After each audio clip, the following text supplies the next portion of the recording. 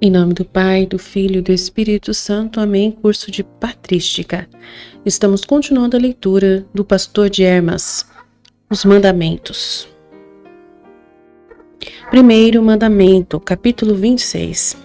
Antes de tudo, crê que existe um só Deus, que criou e organizou o universo, fazendo passar todas as coisas do não ser para o ser, que contém tudo e ele próprio não é contido por nada. Crê nele e teme-o, e temendo-o, sê continente. Observa isso e afasta de ti todo o mal, para que sejas revestido de toda virtude e justiça. E viverás para Deus, se observares esse mandamento. Segundo mandamento, ele me disse: ser simples e inocente, e serás como as crianças, que não conhecem o mal que destrói a vida dos homens. Em primeiro lugar, não fales mal de ninguém, nem ouças com prazer o maledicente. Do contrário, participarás do pecado do maledicente se acreditares na maledicência que ouves. Pois acreditando nisso, também ficarás hostil ao teu irmão e participarás do pecado do maledicente. A maledicência é má, é demônio agitado, que nunca está em paz e só sente prazer nas discórdias. Fica longe dele, e tuas relações com todos serão sempre perfeitas. Ser reservado, com reserva, não há mau tropeço, mas tudo é plano e alegre. Realiza o bem, e do produto do trabalho que Deus te concede, dá com simplicidade a todos os necessitados, sem te preocupares a quem darás ou não. Dá a todos, porque Deus quer que seus próprios bens sejam dados a todos. Os que recebem prestarão contas a Deus do motivo e finalidade daquilo que tiverem recebido. Os que receberem por necessidade não serão julgados, mas os que enganarem para receber serão punidos. Aquele que dá é irrepreensível, pois realiza com simplicidade o serviço conforme recebeu do Senhor, sem discriminar a quem dá ou não. O serviço assim realizado na simplicidade subsistirá em Deus. Observa, portanto, esse mandamento conforme te ordenei para que tua conversão e a da tua casa sejam encontradas simples, puras, inocentes e incorruptíveis. Terceiro mandamento, ele me disse novamente: ama a verdade, e apenas a verdade saia de tua boca, para que o Espírito que Deus colocou nesse corpo seja encontrado verdadeiro por todos os homens. Assim o Senhor que habita em ti será glorificado, porque o Senhor é verdadeiro em todas as palavras e nele não há mentira. Os mentirosos renegam o Senhor e o despojam, não lhe restituindo o depósito recebido. De fato, receberam dele um espírito que não mente. Se o restituem mentiroso, transgridem o mandamento do Senhor e se tornam fraudulentos. Ouvindo isso, eu chorei muito. Vendo-me chorar, ele me disse: por que choras? Eu respondi: Senhor, porque não sei se posso me salvar. E ele perguntou por quê. Eu continuei: Senhor, é porque na minha vida eu nunca disse palavra verdadeira, mas sempre vivi usando de fraude para com todos e fiz com que minhas mentiras passassem por verdades aos olhos de todos. Ninguém jamais me contradisse. Ao contrário, sempre confiaram em minha palavra. Senhor, como posso viver tendo feito isso? Ele me disse: tu pensas bem e verdadeiramente. De fato, era preciso que, como servo de Deus, tivesses caminhado na verdade. A má consciência não deveria habitar com o Espírito da verdade e trazer tristeza ao Espírito Santo e verdadeiro. Eu disse: Senhor, jamais ouvi palavras tão exatas. Ele continuou: agora, porém, estás ouvindo. Observa-as, a fim de que também as mentiras que disseste antes em teus negócios agora tenha credibilidade ao verem que a tua linguagem hoje é verdadeira. Se observares essas coisas, e a partir de agora disseres somente a verdade, poderás adquirir a vida.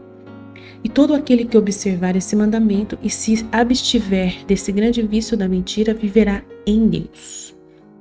Quarto mandamento.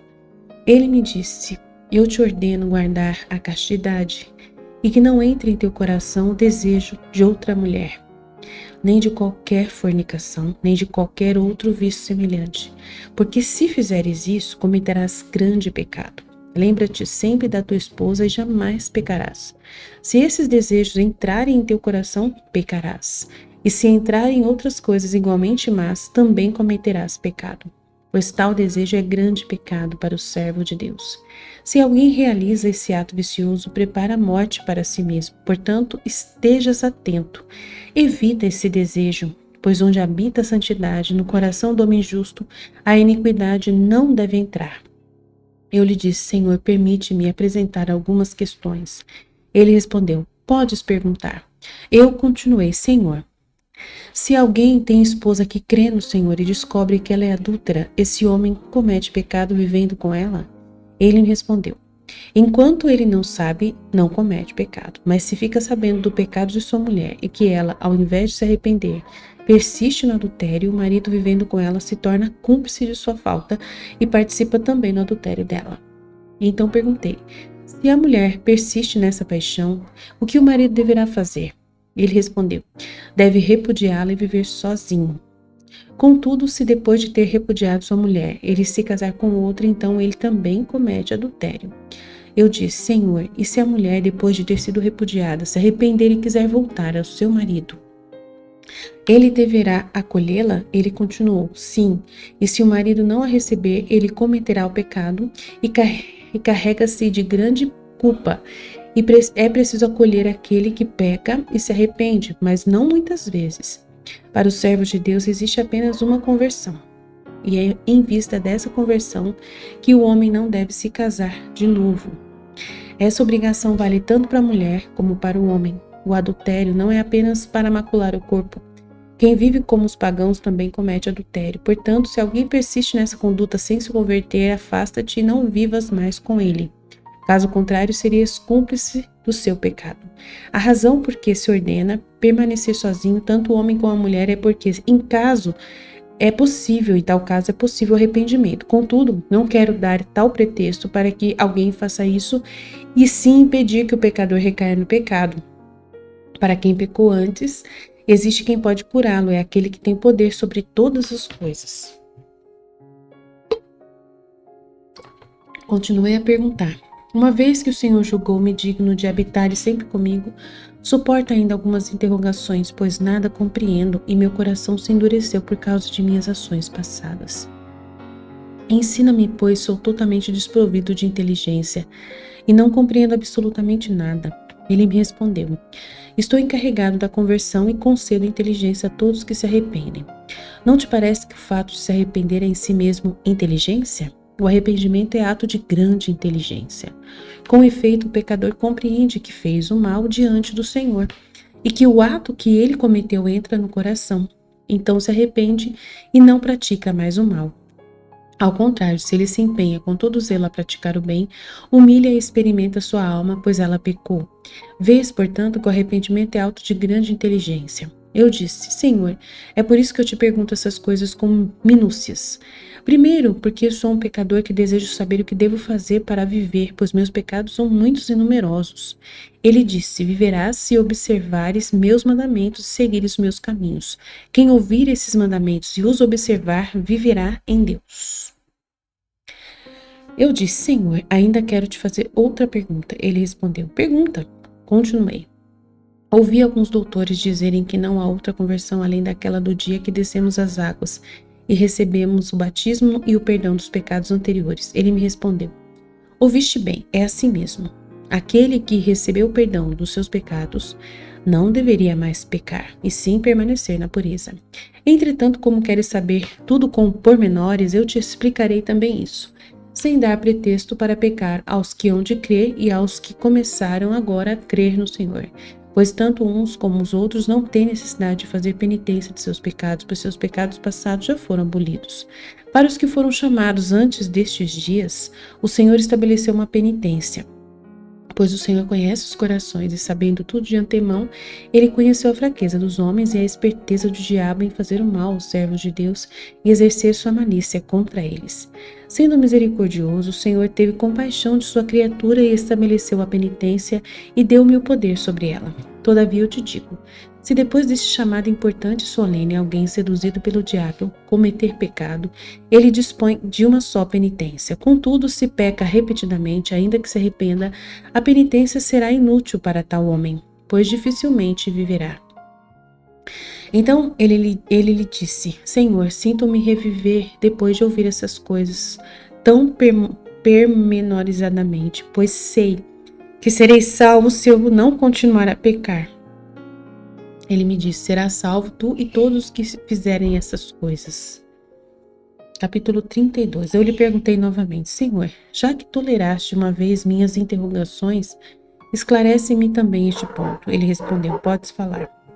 Eu disse: Senhor, se uma mulher ou um homem morre e o cônjuge se casa de novo, este último peca por se casar? Ele respondeu: não peca, mas se permanece sozinho, adquire maior honra e glória diante do Senhor. Se ele se casa, porém, não comete pecado. Observa, portanto, a castidade e a santidade e viverás em Deus. Observa tudo o que te digo, te direi a partir deste dia, em que me foste confiado e habitarei em tua casa. Alcançarás o perdão dos teus pecados passados, contando que observes os meus mandamentos. Também os outros serão perdoados se observarem meus mandamentos e se caminharem nesta castidade.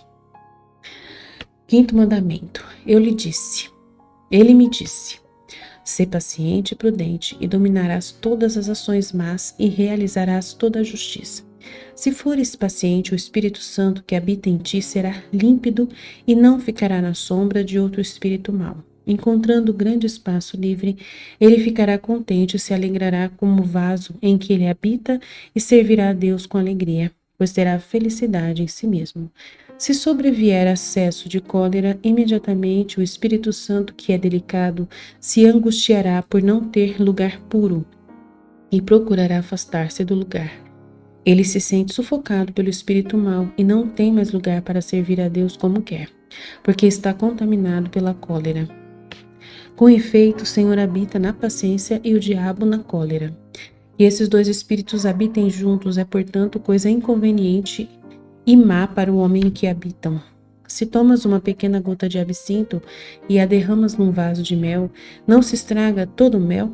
O mel fica estragado pelo pouquíssimo absinto que destrói a doçura do mel e já não agrada ao dono, porque se tornou amargo e sem utilidade. Todavia, se não se derrama absinto no mel, o mel permanece doce e agrada muito o seu dono.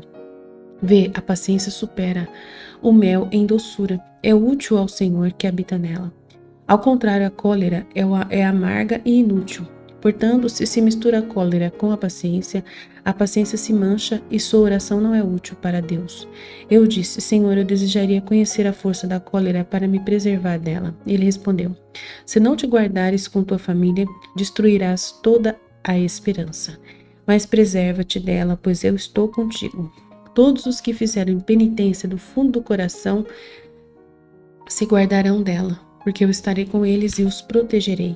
Com efeito, todos foram justificados pelo anjo santíssimo. Ele me disse: escuta agora qual é a força da cólera, como ela é má, como perverte os servos de Deus com sua força e como os desvia da justiça. Ela não desvia os plenos de fé, nem pode fazer nada contra eles, pois meu poder está com eles. Ela desvia somente os vazios e vacilantes. Quando a cólera vê essas pessoas tranquilas, insinua-se no coração delas e por um nada o homem e a mulher se deixam tomar pela amargura com os negócios da vida cotidiana, alimentação, qualquer futilidade. Um amigo, um presente dado ou recebido ou ainda qualquer outra ninharia, tudo isso são coisas fúteis, vãs, insensatas e prejudiciais para o servo de Deus. A paciência, ao contrário, é grande e forte. Tem força poderosa e sólida que se expande largamente. A paciência é alegre e contente sem preocupações e glorifica o Senhor em todo momento. Nada nela é amargo, ela permanece sempre doce e calma. Essa paciência habita com os que têm fé íntegra. A cólera, ao contrário, é em primeiro lugar astuta, leviana e estúpida. Da estupidez nasce a amargura, da amargura a irritação, da irritação o furor e do furor o ressentimento. Tal ressentimento nascido de tantos males é pecado grave e incurável. Quando todos esses espíritos vêm habitar no o mesmo vaso, onde já habita o Espírito Santo, o vaso não pode mais conter tudo e transborda. Então o espírito delicado, que não tem costume de habitar com o espírito mau, nem com a aspereza, afasta-se de tal homem e procura habitar com a doçura e a mansidão. Mas quando se afasta do homem em que habitava, esse homem se esvazia do espírito justo, e daí para frente, cheio de espíritos maus, agita-se em todas as suas ações, arrastado de cá para lá pelos espíritos maus, completamente cego para todo pensamento bom. Eis o que acontece com todas as pessoas coléricas. Afasta-se, portanto, da cólera esse espírito maligno. Reveste-te em troca de paciência. Resiste à cólera e à amargura, e te encontrarás com a santidade amada pelo Senhor. Estejas atento para não te descuidares desse mandamento. Se o dominares, poderás observar também os outros mandamentos que te ordenarei, ser forte e inabalável neles, e fortaleçam-se igualmente todos os que quiserem caminhar neles. Sexto mandamento.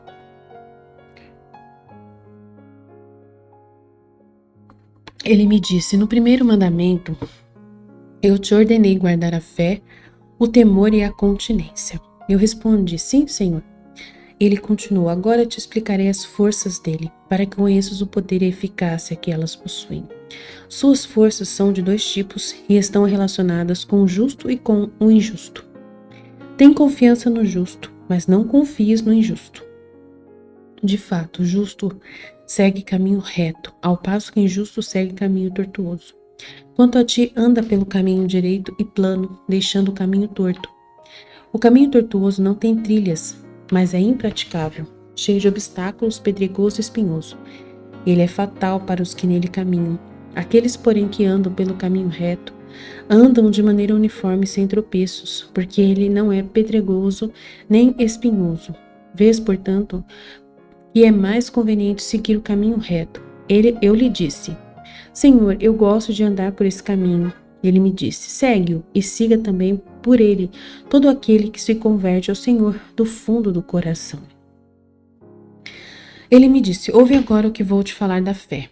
Há dois anjos com o homem, um é da justiça e o outro é do mal.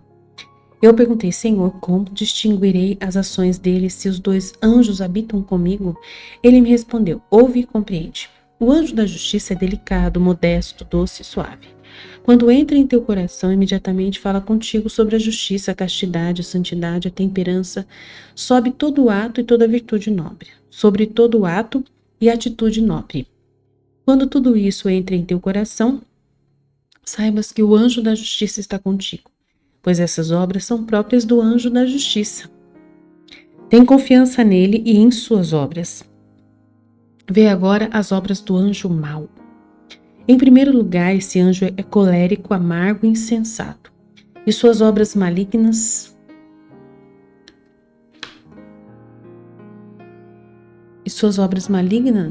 os servos de Deus, tá meio, confuso aqui.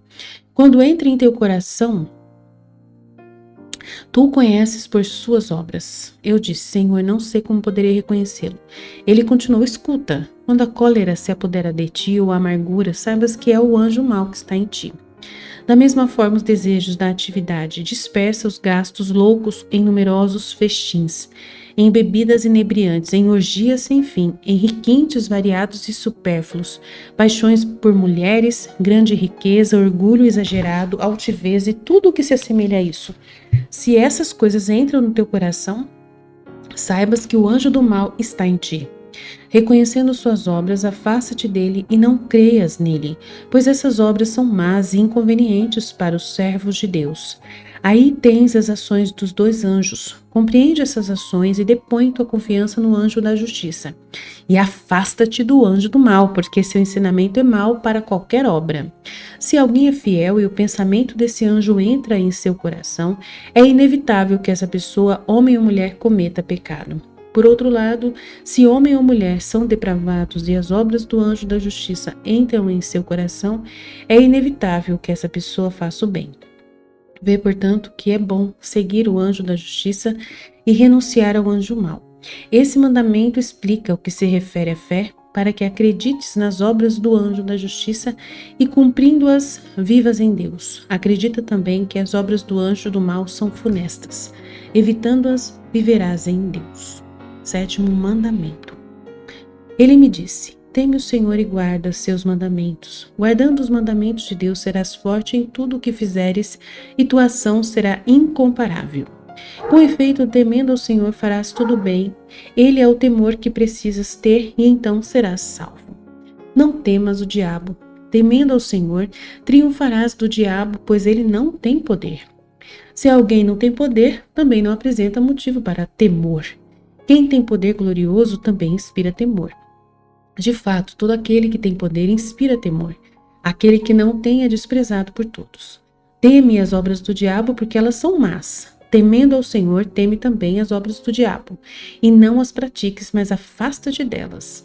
Há duas espécies de temor. Se quiseres praticar o mal, teme o Senhor e não praticarás. Todavia, se quiseres praticar o bem, teme ao Senhor e o praticarás. O temor do Senhor é forte, grande e glorioso. Teme, portanto, ao Senhor, e nele viverás.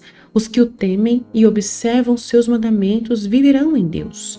Eu perguntei: Senhor, por que disseste aqueles que observam seus mandamentos viverão em Deus? Ele respondeu: porque toda a criação teme ao Senhor, mas não guarda seus mandamentos. Os que o temem e guardam os seus mandamentos têm a sua vida junto de Deus. Aqueles, porém, que não guardam os seus mandamentos não têm vida em si mesmos. E ele continuou, 8º mandamento. Já que te disse que as criaturas de Deus são de 2 tipos, a abstinência também é dupla, pois é preciso se abster de algumas coisas e de outras não. Eu pedi: Senhor, ensina-me de quais coisas preciso me abster e de quais não. Ele respondeu: escuta, abstente do mal e não o pratiques. Não te abstenhas do bem, mas pratique-o. Com efeito, se te abstiveres de praticar o bem, cometerás grande pecado. Por outro lado, se te abstiveres de praticar o mal, praticarás um grande ato de justiça. Abstente, portanto, de todo mal e pratica o bem. Eu perguntei: Senhor, quais são os males de que devemos abster? Ele me respondeu: escuta, adultério, fornicação, excesso na bebida, prazer depravado, comer em demasia, luxo da riqueza, ostentação, orgulho, altivez, mentira, maledicência, hipocrisia, rancor e todo tipo de blasfêmia. São essas as piores obras que existem na vida dos homens. O servo de Deus deve abster-se dessas obras, pois aquele que não se abstém delas não pode viver em Deus. Escuta agora as obras que seguem a essas.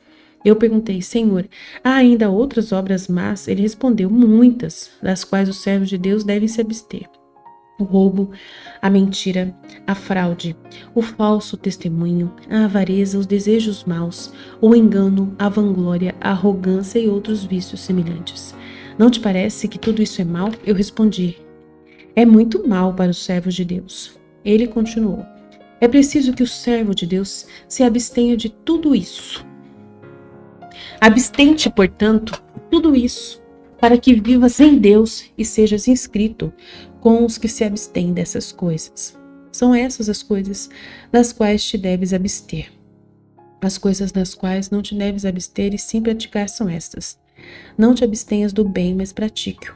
Eu pedi: Senhor, mostra-me o poder das boas obras, para que eu siga seu caminho e as sirva, a fim de que, praticando-as, possa salvar-me.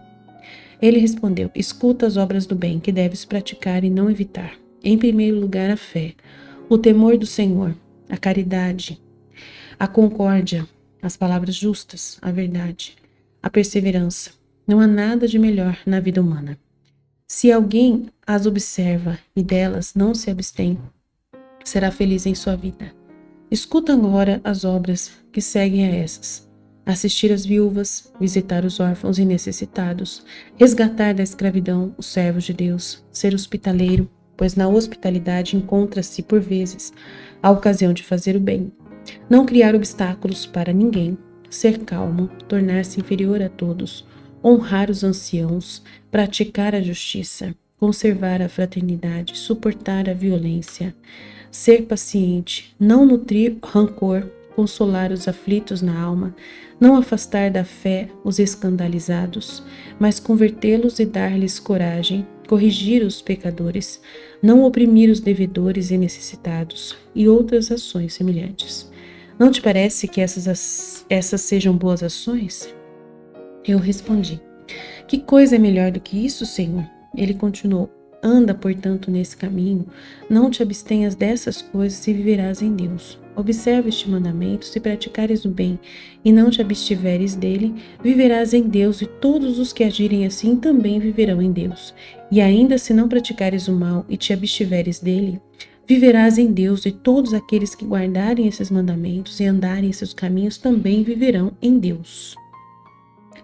Nono mandamento. Ele continuou: remove de ti a dúvida, e por nada no mundo hesites em pedir alguma coisa a Deus, dizendo a ti mesmo: como poderia eu pedir alguma coisa ao Senhor e obtê-la, tendo cometido tão grandes pecados contra Ele? Não penses assim. Ao contrário, converte-te ao Senhor do fundo do coração. Suplica-o confiante e conhecerá a sua grande misericórdia, porque Ele não te abandonará, mas atenderá à oração da tua alma. De fato, Deus não é como os homens rancorosos. Ele não conhece o rancor e tem compaixão de sua criatura. Tu, portanto, purifica teu coração de todas as vaidades deste mundo e dos males dos quais já te falei. Suplica ao Senhor e obterás tudo. Nenhuma de tuas orações será rejeitada, se suplicares ao Senhor com confiança. Contudo, se duvidares em teu coração, não alcançarás nenhum dos teus pedidos, pois os que duvidam de Deus são indecisos e não alcançam nada do que pedem. Em troca, os que são íntegros na fé pedem tudo com plena confiança no Senhor e são atendidos, porque pedem sem vacilar e sem incerteza. Com efeito, todo homem que duvida, se não fizer penitência, dificilmente se salvará. Portanto, purifica da dúvida o teu coração. Reveste-te de fé, porque ela é forte, e tem confiança que Deus atenderá a todas as tuas ações. E se alguma vez pedires alguma coisa ao Senhor e Ele tardar em concedê-la, não duvides, porque não obtiveste logo o pedido de tua alma. Certamente tardas a receber o que pediste por causa de alguma provação ou de algum pecado que ignoras. Não deixes, portanto, de pedir o que tua alma deseja e o obterás. Contudo, se ao rezares, caíres no desânimo e na dúvida, culpa-te a ti mesmo, e não aquele que está disposto a te dar. Cuidado com a dúvida, ela é má, insensata e desenraiza da fé. Não poucos, até pessoas muito fiéis e firmes, pois a dúvida é filha do diabo e faz muito mal aos servos de Deus. Despreza, portanto, a dúvida e domina-a em tudo. Para isso, reveste-te de fé firme e poderosa. De fato, a fé tudo promete e tudo cumpre, mas a dúvida, que não tem confiança sequer em si mesma, malogra-se em toda obra que empreende. Vês, portanto, que a fé vem do alto, do Senhor, e tem grande força. A dúvida, porém, é apenas um espírito terrestre que vem do diabo e não tem força nenhuma. Serve, portanto, a fé, que tem força, e afasta a dúvida, que não tem força nenhuma. Então viverás em Deus, e todos os que pensam assim também viverão em Deus. 10º mandamento. Ele continuou: afasta de ti a tristeza, pois ela é irmã da dúvida e da cólera. Eu perguntei: Senhor, como é que ela é irmã delas? Parece-me que a cólera é uma coisa, a dúvida é outra, e a tristeza ainda é outra coisa. Ele respondeu: és homem insensato. Não compreendes que a tristeza é o pior de todos os espíritos e o mais terrível para os servos de Deus, e que mais do que todos os espíritos ela arruína o homem e expulsa o Espírito Santo e depois salva? Eu disse: Senhor, de fato sou insensato e não compreendo essas parábolas. Com efeito, não compreendo como a tristeza pode expulsar e depois salvar. Ele continuou: escuta, os que nunca pesquisaram a verdade, nem indagaram sobre a divindade, que se limitaram a crer, ficam presos em seus negócios, riquezas, amizades pagãs e outras numerosas ocupações deste mundo. Todos esses que só vivem para essas coisas são incapazes de compreender as parábolas a respeito da divindade. Ficam obscurecidos por essas atividades, se corrompem e ficam áridos. As vinhas, antes belas por falta de cuidado, secam por causa dos espinhos e ervas daninhas de todo tipo. Da mesma forma, os homens que abraçaram a fé e se perdem nas múltiplas atividades que falei, extraviam-se do seu bom senso e nada mais compreendem sobre a justiça. até mesmo quando ouvem falar sobre a divindade e verdade. Sua mente está em seus negócios no mundo e por isso nada compreendem. Todavia, os que temem a Deus buscam a divindade e a verdade e têm o coração voltado para o Senhor. Esses logo entendem, compreendem tudo o que se lhes diz. Eles têm em si o temor do Senhor. Com efeito, onde o Senhor habita, aí há total compreensão. Adere, portanto, ao Senhor e compreenderás e entenderás tudo. Ele continuou: escuta, portanto, insensato, como a tristeza expulsa o Espírito Santo e depois salva. Quando o vacilante empreende uma ação e não colhe êxito por causa de sua própria dúvida, a tristeza se insinua nele e entristece o Espírito Santo e o expulsa. Em seguida, a cólera se apodera da pessoa por causa de qualquer coisa e o amargura muito. De novo, a tristeza entra no coração do homem que se irritou, o qual se entristece pelo que fez e se arrepende de ter feito mal. Essa tristeza, portanto, parece trazer a salvação, porque depois de ter feito mal, a pessoa se arrepende. Essas duas atitudes entristecem o espírito, a dúvida, porque não colheu êxito no empreendimento, e a cólera, porque fez o mal. As duas entristecem o Espírito Santo, afasta, portanto, a tristeza de ti, para não entristecer o Espírito Santo que habita em ti, a fim de que ele não suplique a Deus contra ti e de ti se afaste. Com efeito, o Espírito de Deus que foi dado ao teu corpo não suporta a tristeza nem a angústia. Reveste-te, portanto, da alegria que agrada a Deus, e ele a aceita. Faze dela as tuas delícias. De fato, todo homem alegre realiza sempre o bem, pensa no bem e despreza a tristeza. O homem triste pratica sempre o mal. Em primeiro lugar, pratica o mal porque entristece o Espírito Santo, que foi dado alegre ao homem. Em seguida, entristecendo o Espírito Santo, pratica a injustiça por não suplicar a Deus nem louvá-lo. Com efeito, a oração do homem triste jamais tem a força de subir ao altar de Deus. E eu perguntei: por que a súplica do homem triste não sobe ao altar? Ele respondeu: porque a tristeza reside no seu coração. Unida à oração, a tristeza não permite que a oração suba pura ao altar. O vinho misturado com vinagre não tem o mesmo sabor. Igualmente acontece com a tristeza. Misturada com o Espírito Santo não conserva a própria oração. Purifica-te, portanto, dessa tristeza maligna e viverás em Deus. E todos os que afastarem de si a tristeza e se revestirem de toda alegria também viverão em Deus.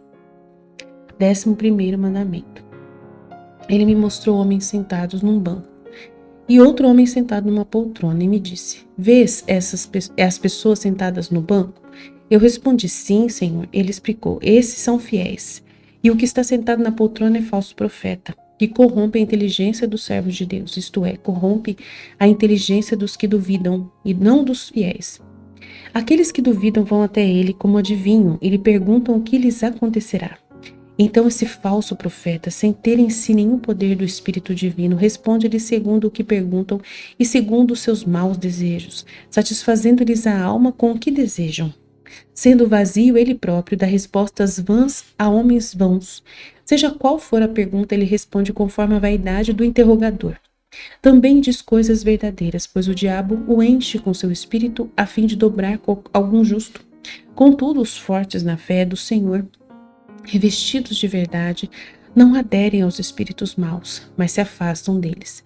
Por outro lado, os vacilantes e que mudam constantemente de opinião, consultam os adivinhos como os pagãos e carregam-se de pecado maior do que os idólatras.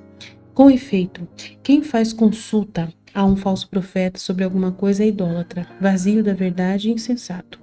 De fato, todo espírito dado por Deus não se deixa interrogar, mas possuindo força da divindade, diz tudo espontaneamente, porque vem do alto, do poder do Espírito Divino, ao invés do espírito que se deixa interrogar e que fala conforme o desejo dos homens é terreno e leviano, porque não tem nenhum poder. Se não é interrogado, não diz nada. Eu lhe perguntei: Senhor, como saber quem deles é verdadeiro e quem é falso profeta? Ele respondeu: escuta o que estou para te dizer sobre ambos os profetas, e então discernirás o verdadeiro do falso profeta. Discerne pela vida o homem que tem o Espírito Divino. Em primeiro lugar, quem tem o Espírito que vem do alto é calmo, sereno e humilde. Ele se abstém de todo mal e de todo desejo vão deste mundo. Ele se considera inferior a todos e, quando interrogado, nada responde a ninguém e não fala em particular. O Espírito Santo não fala quando o homem quer, mas só quando Deus quer que ele fale. Quando um homem que tem o Espírito de Deus entra numa assembleia de homens justos, crentes no Espírito Divino, e nessa assembleia de homens justos se suplica a Deus, então um anjo do Espírito profético que está junto dele plenifica esse homem, e ele, pleno do Espírito Santo, fala à multidão conforme quer o Senhor. É desse modo que se manifesta o Espírito da divindade. Tal é o poder do Senhor sobre o Espírito da divindade. Escuta agora a respeito do Espírito terreno e vão, que não tem poder e é insensato. Primeiro, tal homem que julga possuir o Espírito exalta-se a si mesmo. Quer ter o primeiro lugar e logo se apresenta descaradamente, imprudente e loquaz. Vive em meio a muitas delícias e muitos outros prazeres e aceita pagamento por sua profecia. Quando nada recebe, também não profetiza. Poderia um Espírito Divino receber pagamento para profetizar? Não é possível que o profeta de Deus haja desse modo. O espírito desses profetas é terreno. Além disso, ele não se aproxima da assembleia de homens justos para nada, mas foge deles. Ele se une aos vacilantes e vãos e profetiza para eles à parte. Engana-os, falando-lhes coisas vazias, conforme o que desejam, pois responde para a gente vazia. Um vaso vazio, quando bate em outro vaso vazio, não quebra, apenas ressoam mutuamente.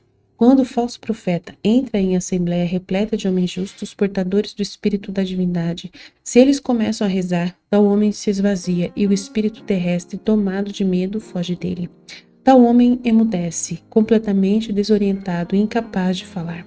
Se armazenas óleo e vinho num depósito e aí colocas uma vasilha vazia, quando quiseres desocupar o depósito, encontrarás vazia essa vasilha. Igualmente acontece com os profetas vazios, quando entram em meio aos espíritos dos justos. Da mesma forma que entraram, assim são encontrados. Aí tens a vida dos dois tipos de profeta. Examina, portanto, o homem que se diz portador do Espírito a partir de seus atos e de sua vida. Quanto a ti, crê no Espírito que vem de Deus e tem poder, mas não crês no Espírito terrestre vazio, porque nele não existe poder. Ele vem do diabo. Escuta a parábola que vou te contar. Pega uma pedra e atira para o céu. Vê se podes atingi-lo. Ou então pega um tubo de água e atira o jato para o céu. Vê se és capaz de furar o céu.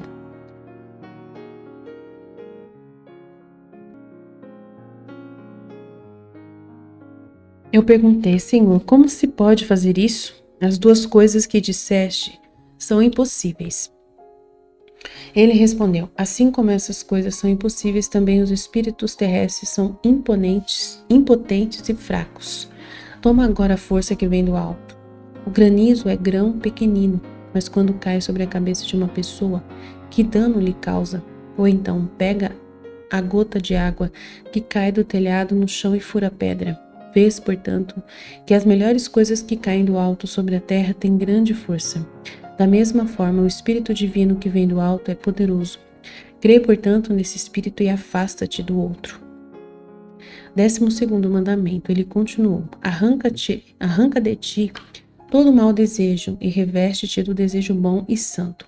Revestido desse desejo, odiarás o desejo mau e o domarás como quiseres. O desejo mau é selvagem e difícil de amansar, é terrível, e com sua selvageria consome os homens. Principalmente se o servo de Deus cair nesse desejo e não tiver discernimento, será consumido de modo terrível. Ele consome também os que não têm a veste do desejo bom e se deixam enredar por este mundo. O desejo entrega-os à morte. Eu perguntei, Senhor, quais são as obras do desejo mau que entregam os homens à morte? Dai-me a conhecê-las para que me afaste delas. Ele respondeu, escuta com quais obras o desejo mau mata os servos de Deus. Antes de tudo, o desejo de outra mulher ou homem, o luxo das riquezas, os banquetes numerosos e vãos, a embriaguez e muitos outros prazeres insensatos. Com efeito, todo prazer é insensato e vazio para os servos de Deus. Tais desejos são maus e matam os servos de Deus, porque o desejo mau é filho do diabo e é preciso, portanto, abster-se dos desejos maus, para que, abstendo-vos, vivais em Deus. Todos os que são dominados por eles e não lhes resistem acabarão morrendo, pois esses desejos são mortais. Reveste-te, portanto, do desejo da justiça, e armado do temor de Deus resiste a eles. De fato, o temor de Deus habita no desejo bom. Se o desejo mau te vir armado do temor do Senhor e resistindo, ele fugirá para longe de ti, e não verás mal, e não verás mais, porque ele teme as tuas armas. Quanto a ti, vitorioso e coroado por sua derrota, apresenta-te diante do desejo da justiça e entrega-lhe a vitória que recebeste. Serve-o do modo que ele quiser. Se servires o desejo bom e te submeteres a ele, poderás dominar o desejo mau e comandá-lo conforme quiseres. Eu disse, Senhor, desejaria saber de que modo devo servir ao desejo bom. Ele respondeu, escuta, pratica a justiça e a virtude, a verdade e o temor do Senhor, a fé, a mansidão e todas as coisas boas semelhantes a essas. Praticando essas coisas, serás servo agradável de Deus e viverás nele. Todo aquele que servir ao desejo bom viverá em Deus. Ele terminou os 12 mandamentos e me disse, tens agora esses mandamentos, anda em conformidade com eles e exorta os ouvintes para que se exercitem na penitência purificadora pelo resto dos dias de sua vida.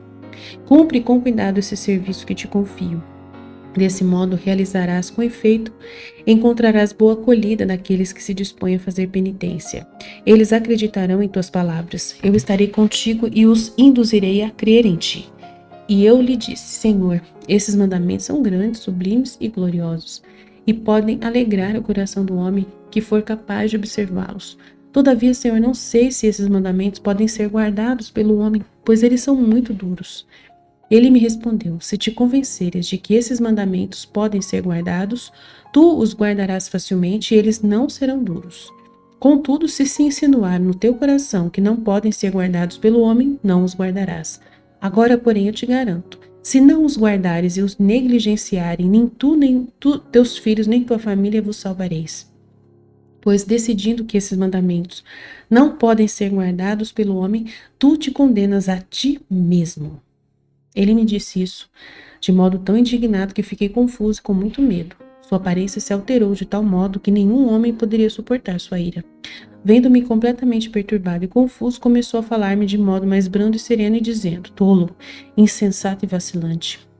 Não compreendes que a glória de Deus é grande, forte e admirável? Ele não criou o mundo para o homem e não lhe submeteu toda a sua criação, dando-lhe o poder de dominar todas as coisas que existem debaixo do céu? Portanto, se o homem é o Senhor de todas as criaturas de Deus e domina sobre todas, será que ele não pode dominar também esses mandamentos? Somente o homem que leva o Senhor em seu coração é capaz de dominar todas as coisas e todos esses mandamentos. No entanto, para os que têm fé no Senhor, somente em lábios e cujo coração está endurecido, estão distantes de Deus, esses preceitos serão realmente duros e inacessíveis. Esteja o Senhor em vosso coração, vós homens vazios e levianos na fé, e sabereis que não há nada mais fácil, suave e simples do que esses mandamentos. Convertei-vos, vós que seguis os mandamentos do diabo, mandamentos difíceis, amargos, brutais e licenciosos, e não temais o diabo, pois ele não tem poder nenhum sobre vós. Eu, o anjo da penitência, que triunfo sobre o diabo, estarei convosco. O diabo só pode amedrontar, mas esse medo não tem força alguma. Não o temais, portanto, e ele fugirá de vós. Eu lhe disse, Senhor, escuta ainda algumas palavras. Ele respondeu, diz o que queres. Eu continuei, Senhor, o homem tem o desejo de guardar os mandamentos de Deus e ninguém deixa de pedir ao Senhor que o reforce nos seus mandamentos e o submeta a eles. O diabo, porém, é duro e domina os homens. Ele me respondeu, ele não conseguirá dominar o servo de Deus se estes de todo o coração nele tiverem esperança. O diabo é capaz de combater, não porém de triunfar. Se lhe resistirdes, será derrotado e envergonhado fugirá de vós.